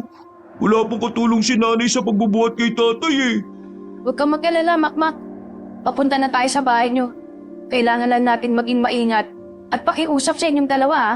Makikinig kayo sa akin kung ayaw niyo pare-pareho tayo mapahamak dito. Ngayong nalaman na natin ang mga klase nila ng aswang ay hindi nakakamoy sa ulan. May pag-asa tayong matakasan silang lahat. Basta, huwag lang kayo maging pasaway ha. Nagkakaintindihan ba tayo, Edmond, Makmak? Opo. Naintindihan ko po, ta. Nag-aalala lang po ako kay Tito Ian.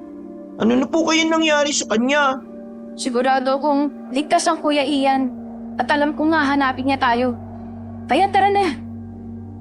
Habang binabaybay namin ang daan papunta sa bahay ni Makmak, ay patuloy pa rin ang pagbugso ng malakas na ulan. Nang malapit na kami, ay nakita ko ang magtatahong na si Mang Apne na duguan.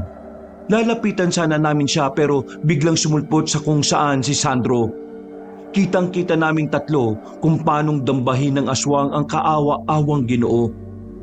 Nagtago kami sa gilid ng puno at sumenyas ako sa dalawang kasama na manahimik. Pero nagawi pa rin ang tingin sa amin ng nasabing aswang.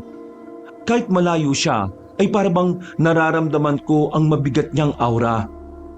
Kaya mas lalo kong kinabahan para sa aming mga buhay. Alam kong may tao dyan. Kaya tumakbo na kayo sa pinakamalayo. Dahil pagkatapos ko sa taong ito, siguradong kayo naman ang lalantakan ko. Hindi pa rin kami umalis sa pwesto kahit na nagbabala na mismo si Sandro. Pero nakikita ko sa mukha ni Makmak na gusto na niyang tumakbo palayo. Pinipigil ko lang siya pero habang tumatagal ay mas lalo siyang nagpupumiglas hanggang sa hindi ko na nga nakayanan. Mabuti na lang din ay may dumating na kalalakihan, tumalon palayo si Sandro sa halip na kami ay sugurin. Pagtingin ko sa mga kalalakihan, nandun na nga si Kuya Ian na may hawak na itak, kasama ang iba pang mga kalalakihan sa baryo. Mga sugatan at duguan na rin sila pero handa pa rin silang makipagpatayan para sa mga taga-baryo. Kuya Ian, salamat naman sa Diyos at ligtas kayo. Del, mabutit ayos lang kayo. Kailangan na rin nating lumikas eh. Tumataas na ang tubig. Mukhang nasira na naman yung pangharang dun sa ilog. Teka, nasa sina Edmond at Makmak? Nandun sila kuya sa... Ay, putik! Saan na naman nagpunta yung dalawang yun? Talaga naman itong mga batang to, oh. Naku po, saan na naman sila nagsuot? Baka sa bahay ni Makmak. Doon kasi talaga kami papunta eh. Dahil na nag-aalala yung tao sa tatay niyan, hindi makalakad. Kung ganun, tara na. Pumunta na tayo ron. Mga kasama, magsiuwi na rin muna kayo sa mga pamilya ninyo. At kailangan nating maisalba ang dapat nating maisalba bago pa tuluyang tumaas itong baha. Mag-iingat kayo ha, dahil hindi lang baha ang kalaban natin ngayon. Dahil dumagdag pa ang mga pesting aswang na napadpad dito sa lugar natin. Umiwalay na nga sa amin ang mga kaibigan ni Kuya Ian. Kami naman ay nagtuloy-tuloy na papunta sa bahay ni Makmak. Nag-aalala talaga ako ng gusto dahil kanina lang ay nasa paligid si Sandro. Kapag nahuli kami ay baka mabiktima pa ang pamangking ko. Siguradong hindi ko mapapatawad ang sarili ko kapag may nangyaring masama sa kanya. Pasaway mambata si Edmond pero mahal na mahal ko siya. Katulad ng pagmamahal ng nanay niyang si Ate Mona. Nagmadali nga kami ni Kuya Ian at nang nasa tapat na kami ng bahay ni Makmak ay napansin kong mas lalong tumaas ang tubig. Kuya, abot bewang na yung tubig. Kaya nga magmadali na tayo. Tara na! Sigurado kong nasira na yung harang doon sa ilog. Ganito rin yung nangyari nung bata pa ako eh. Let's go po. Tara na po sa loob. Dali-dali na nga kaming pumasok sa loob ng bahay ni Makmak. Pagdating sa pintuan ay nakita ko na kagad ang kapatid ko. Kaya kagad ko siyang hinawakan. Pagharap ay napahagulgul na siya at napapayakap sa akin. Ano nangyari? Nasaan si Makmak? Sila Aling Nora, Mang Greg. Iya, yun po si Makmak. Pagtingin ko sa kinaroroonan ng matabang batang lalaki ay nanlaki ang mga mata ko. Nagulat din kahit si Kuya Ian. Wala na po sila Aling Nora at Mang Greg. Nauli na po tayo ng dating. Paano? Ano tong nangyari sa kanila? Malamang may aswang nang nakapunta rito. Makmak, ikinalulungkot kong sabihin to pero halika na rito dahil wala na tayong oras. Bukod sa aswang, ay tumataas na rin ang tubig. Pero sila nanay at tatay po. Hindi ko po sila iiwan dito, Kuya Ian. Makinig ka mabuti sa akin. Kapag nagpaiwan ka rito, siguradong hindi yun ikakatuwa ng mga magulang mo. Humingi ako ng tawad dahil hindi tayo nakaabot sa kanila. Pero kailangan mo iligtas ang sarili mo ngayon, Mac. Magpakatatag ka para sa kanila. Sigurado akong gagabayan ka ni Aling Nora at Mang Greg. Ayaw ko po silang iwan eh. Kuya Ian, kailangan na nating umalis. Lumalakas na ang ulan at ang hangin. Naririnig ko yung ugong mula ron sa malayo. Parang bulos. Ito na nga ba sinasabi ko eh. Magmadali na tayo. Hinatak ko na kagad si Edmond. Si Kuya Ian naman ay hinatak na rin si Makmak na pumipiglas-piglas pa nung una. Paglabas namin sa bahay nila ay nagulat na lang ako dahil malapit na sa dibdib ko ang tubig. Mas lalo kong nangamba dahil nawalan na rin ang kuryente. Napakadilim na ng paligid at ang nagsisilbi naming liwanag ay ang mayat-mayang pakislap ng kidlat sa kalangitan. Mabuti na lang din at may daladalang lumang flashlight ang pinsan ko na siya rin naming ginamit noon. At para madali kaming makatakas sa baha, pinasampa kami ni Kuya Ian sa malaking trosong inaanod. Pero nanatili pa rin kaming alerto dahil alam naming hindi pa tapos ang pakikipaglaban namin sa aswang. Alam ko rin sa sarili ko na malaya pa si Sandro at siguradong hindi siya titigil hanggat hindi kami nasusupil lahat. Nang malapit na kami sa barangay hall, natigilan kaming lahat dahil halos lubog na rin yun. Mababa kasi ang parte na kinalalagyan nito, kaya madali yung malulubog sa baha. Katulad na lang nung oras na yun. Saan po tayo pupunta ngayon? Huwag kayong mag-alala, Edmond. Mag-iisip kami ng paraan ni Kuya Ian. Umamatay na po tayo rito. Dapat hindi na nyo na po ako sinama pa eh. Hinayaan nyo na lang po sana ako makasama ang mga magulang ko. Nakmak, wag mong sabihin yan. Wala na rin naman pong saysay kung sasama pa ako sa inyo eh. Wala na rin naman ang nanay at tatay ko. Kaya ano pong technique para mabuhay ako? Sinabi ng tumigil ka na eh. At huwag kang magsasalita ng ganyan. Nakita kong natigilan ng lahat kahit si Kuya Ian matapos kong masampal si Makmak. Para tuloy siyang natauan sa ginawa ko. Pero huminga muna ako ng malalim bago siya hinarap ulit. Pinilit kong ikalma ang sarili para maiwasan na yon. Hindi ako magsosorry sa pagsampal ko sa iyo, Makmak. Dahil kailangan mong maintindihan na hindi rin ikatutuwa ni Aling Nora yung mga pinagsasasabi mo ngayon. Hindi ka dapat nagsasabi ng ganyan eh. Dapat kang mabuhay at tuparin mo ang pangarap ng mga magulang mo para sa'yo. Naintindihan mo ba yun, Makmak? Sorry po, Ate Del. Okay, sige na. Kuya Ian, saan na tayo pupunta ngayon? Hindi pa man nakakasagot ang pinsan ko ay nakarinig na kami ng kakaibang ungol. Paggala namin ng tingin mula sa isang puno na hindi kalayuan sa amin, may nakita kaming isang aswang. Katulad namin, basang-basa rin siya habang nanlilisik ang mga namumulang mga mata na nakatingin sa amin. Halatang halata sa itsura ng aswang ang panggigigil na kami ay masaktan pero hindi naman siya makatalon. Hindi ko rin alam kung bakit pero pakiramdam ko ay natatakot siya sa tubig. Huwag kayong mag-alala, hindi makakalapit sa atin ang mokong na yan. Paano mo naman nasabi, Kuya? Halatang-halata naman oh. Natatakot siya sa tubig. Totoo nga yung mga sabi-sabi patungkol sa ibang aswang na takot sila sa tubig. Yung iba pa nga hindi nakakaamoy ng tao kapag maulan eh. Oo nga kuya, hindi tayo naamoy ng mga aswang na yun. Tama rin pala talagang hinala ko. Pagkakita ko sa aswang na yan, takot siya sa tubig. Tulong! Natigilan kami sa pag-uusap. Paglingon namin sa likuran ay may humilan na sa paa ni Makmak. Mula sa bubong ng barangay hall ay may isa pang aswang na pinahaba ang dila at pumalupot sa paa ng batang malusog. Hinawakan naman siya ng maigi ni Edmond at nakipaghilahan sa aswang. Dahil dito ay dali-daling lumapit si Kuya Ian. Gamit ang lumang itak ay tinagpas niya ang dila ng aswang. Napaangil yon sa sobrang sakit habang naglulupasay sa bubungan. Pagkalaon ay kinuha niya ang naputol na dila at saka ay binalandra sa aswang. O ano? Gago kang aswang ka! Ano? Sige, sugod! Kuya, wag mo na siyang inisin. Huwag kang mag-alala dahil takot naman niya sa tubig yang... Hindi pa man natatapos si Kuya Ian sa pagsasalita ay nilundag na siya ng aswang. Pareho silang nalublob sa baha habang kami ng dalawang batang kasama ko ay nataranta. Inilawan ko ang tubig na binagsakan nila pero lumipas na ang ilang minuto ay wala pa ring lumulutang. Dahil dito ay kinabahan na ako.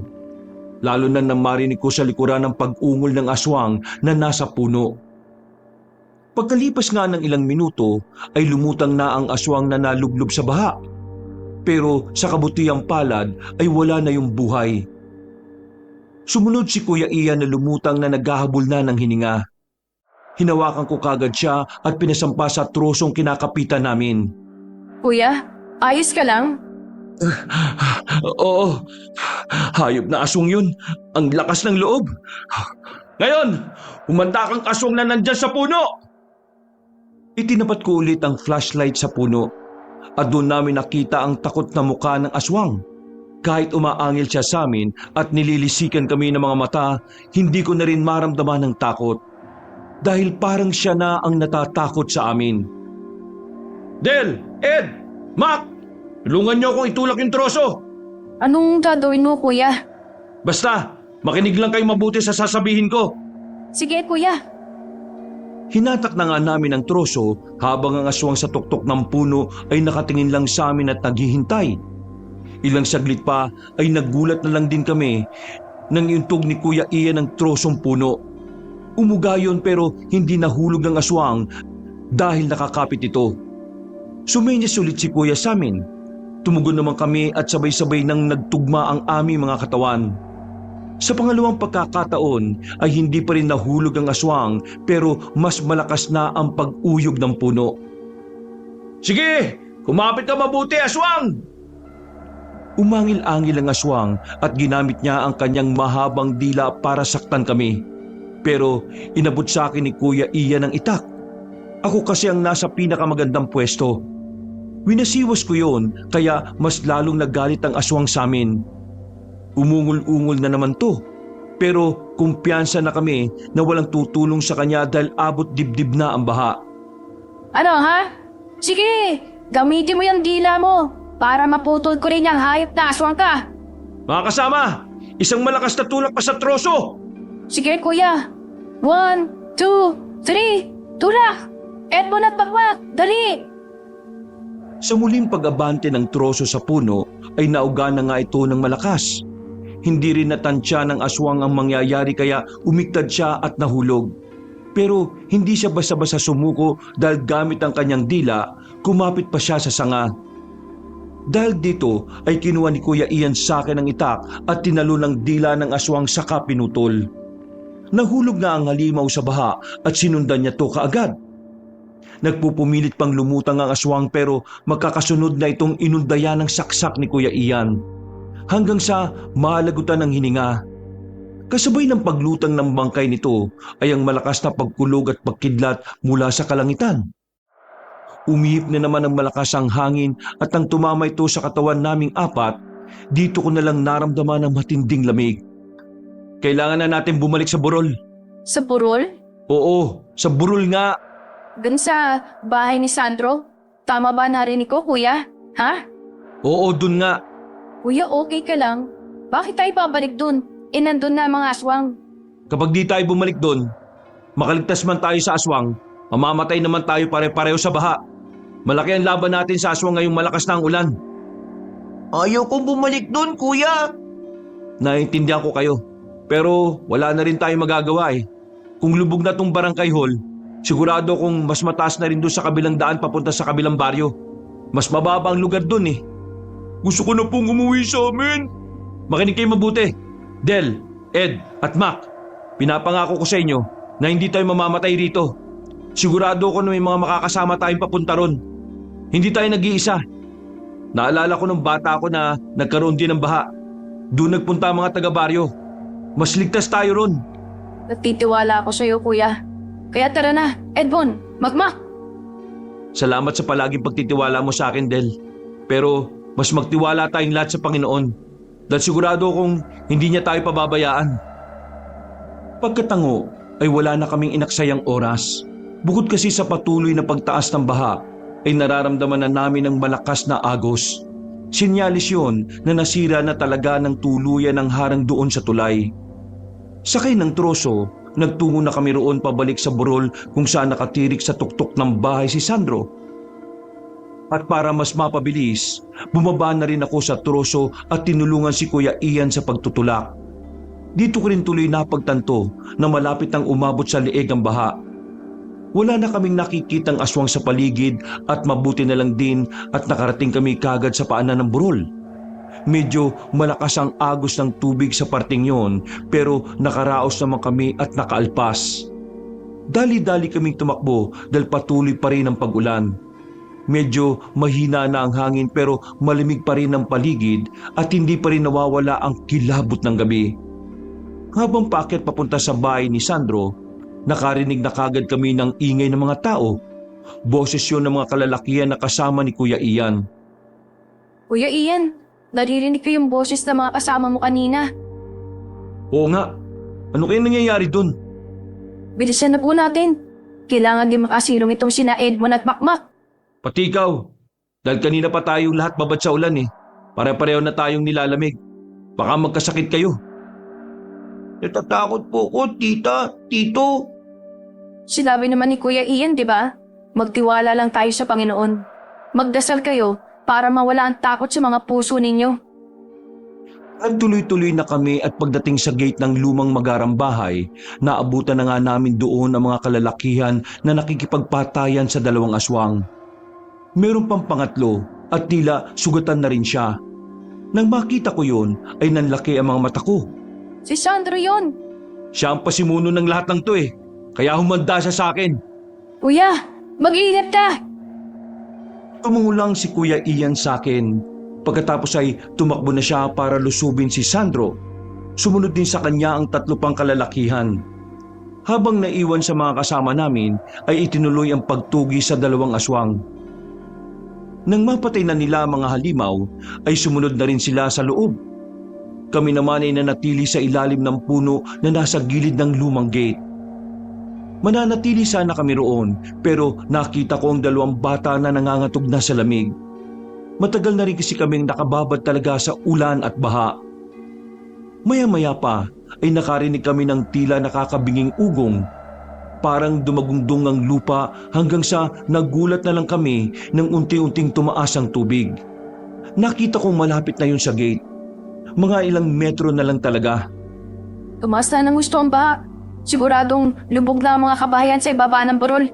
Kailangan natin pumasok sa loob. Ayaw namin ta. Natatakot kami. Tingnan niyo ang mga sarili niyo. Umako nga eh, nangangatog na sa lamig. Kayo pa kaya? Huwag na matigas ang ulo mo, Edmond ha. Pero natatakot po talaga ako, tita. Pare-pareho lang tayo. Pero paulit naman pinapaalala sa atin na huwag tayo magpalamon sa takot. Kaya makinig naman kayo sa akin, Edmond, Makmak. Kung magtatagal tayo dito, baka naman magkasakit na tayo pare-pareho. Nakumbinsi ko man ang pamangking ko pero hindi ko in-expect ang magiging tugon ni Makmak. Patakbo na kaming papasok sa loob nang bigla na lang siyang bumitaw sa pagkakahawak sa kamay ko. Nagulat na lang ako nang tumakbo siya palabas ng gate hanggang sa magpaago sa rumaragas ang tubig. Sinubukan pa siyang sundan ni Edmond pero hinawakan ko kagad at niyakap ang pamangkin ko. Kahit anong pagpupumiglas niya ay hindi ko talaga siya binitiwan. Tita Del, bitiwan niyo po ako! Si Makmak! Inaanod po si Makmak ng tubig ba? Pasensya na, Edmond. Pasensya na talaga. Habang nasa ganun kaming proseso ay naggulat na lang ako nang biglang nasira ang mga bintana. Mula roon ay nagtalsikan ng 3 kalalakihan. Lahat sila ay sugatan at hirap na hirap. Dahil dito ay nag-alala ko para kay Kuya Ian. Hanggang sa marinig ko na ang boses ni Sandor na sumisigaw. Maya-maya pa ay lumabas na siya habang iika-ika. Palapit siya sa amin kaya hindi kagad ako nakagalaw. Huwag kang lalapit! Huwag kang lalapit sa amin! Papatayin ko kayong lahat at wala akong ititira sa inyo.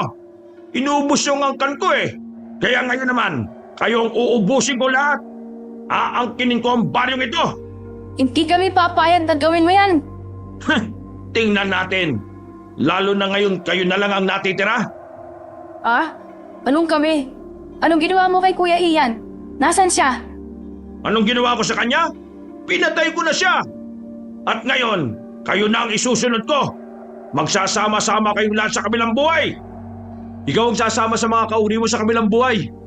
Itong sa'yo, kainin mo tong taga kong hayop ka. Hindi inaasahan ni Sandro ang sumunod na nangyari. Paglingon niya ay nandun na ang pinsan ko. Nakagad tinarak sa bibig niya ang taga. Nagpagulong-gulong pa sila hanggang sa lumagpas sa amin. Napunta sila sa gate kung saan ay tila umabot na rin ng tubig. Kaya tumayo ko at iniwan si Edmond na umiyak pa rin sa pangyayari. Dahan-dahan ding tumayo ang ilang kalalakihang sugatan. Tutulong din sana sila pero dumiretso si Kuya Ian at Sandro hanggang sa maanod na sila sa baha. Kuya Ian! Tulungan niyo si Kuya Ian para ngawa niya na! Ginawa ng mga kaibigan ni Kuya Ian ang lahat pero hindi na talaga nila nakita ang katawan ng dalawa. Maya-maya pa, unti-unti nang humina ang ulan. Pero ang bugso ng hangin ay nanatili pa rin. Maging ang mataas na baha. Napayak na lang ako, lalo na nang makitang biglang sumulpot si Sandro. Sugatan ang bibig niya dahil sa pagkakakawit ng taga ni Kuya Ian kanina. Hindi pa tapos ang pista ng patay na mga aswang. Walang baka si Kuya Ian, kaya mas lalo kong napaiyak. Hanggang sa natumba na lang ang aswang at doon naman biglang lumitaw mula sa baha ang pinsan ko. Napahagulgul ako sa tuwa, Kabanong, dahil buhay siya. Hawak-hawak ang taga na paulit-ulit pang sinaksak sa katawan ni Sandro para masiguro ang kamatayan nito.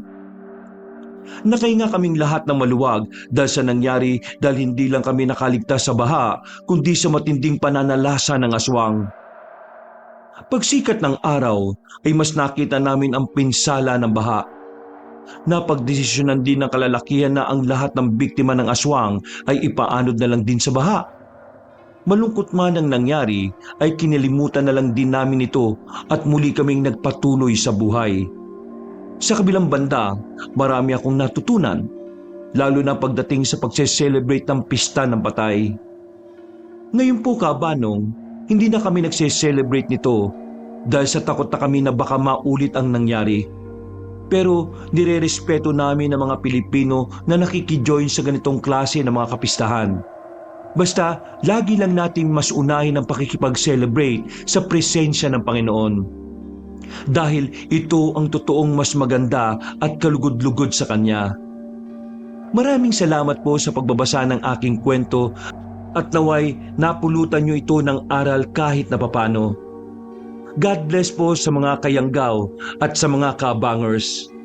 Pinagpalang araw o kapistahan ng mga patay sa inyong lahat. Mga kabangers, mga kayanggaw, bago po tayo magwakas ay nagpapasalamat po ko sa lahat ng mga nakinig o sumabaybay ngayong araw nito dito sa video natin. Kung nagustuhan niyo po ang kwento natin ngayong araw, kung maaari pindutin na natin ang subscribe button sa mga bago pa lang sa ating channel. At mag-iwan na rin po kayo ng comment at pindutin na rin ang like button. Kung medyo nabitin kayo, bisitahin niyo po yung iba natin mga channel. ang Pamela Clamil Channel kung saan nagnanarrate po ako bilang Lolo Pael at ako rin po bilang Kabanong. Mag-subscribe rin po tayo doon dahil konti pa lang po ang subscribers natin at mag-comment at mag-like na rin tayo. Ngayon, kung medyo bitin pa rin kayo, bisitahin nyo rin po yung bagong-bagong channel natin, ang Kabanong version 2.0 kung saan meron na pong moving images doon. May kasama rin po itong narration na may music and effects, kaya mas lalong maganda. At huwag nyo rin pong kalimutan mag-subscribe sa channel na yon para makasama kayo sa first 100,000 subscribers. Huwag nyo rin pong kalimutan mag-comment at mag-like. Para hindi na po kayo mahirapan na hanapin ang mga channel na nabanggit, ilalagay po namin sa description o sa pin comment ang link ng mga nasabing channel. Hanggang sa susunod na mga kwento, wakas!